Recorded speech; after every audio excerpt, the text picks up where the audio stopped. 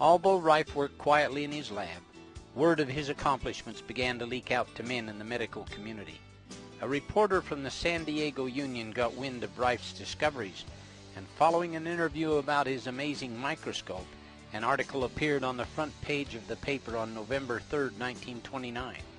The headline read, "Local Man Bears Wonders of Germ Life." The article went on to describe photos of several microorganisms Rife had isolated and filmed. After this article, he was featured in many other prominent newspapers and magazines.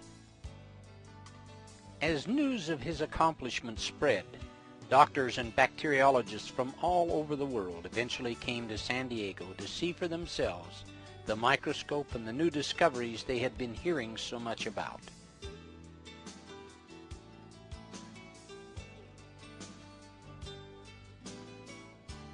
In late 1931, news of Rife's microscope had reached Dr. Arthur Isaac Kendall, professor of research bacteriology in the Northwestern University Medical School at Chicago. He contacted his friend, Dr. Milbank Johnson of Los Angeles, and asked if such a microscope existed. In the Los Angeles Times, dated December 27, 1931, the story of how Dr. Johnson, Dr. Kendall, and Dr. Rife met is told. Having heard about a wonder microscope said to have been invented by a young San Diegan, Dr. Kendall asked his friend Dr. Milbank Johnson of Los Angeles if such a microscope existed. Dr. Johnson did not know about it but undertook to find out.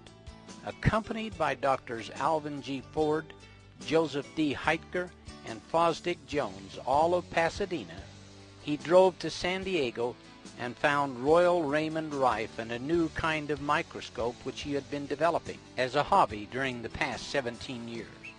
Designed on a new plan entirely, this microscope has 6 quartz lenses, giving it a magnifying power 8 times greater than the high-powered microscopes used by physicists.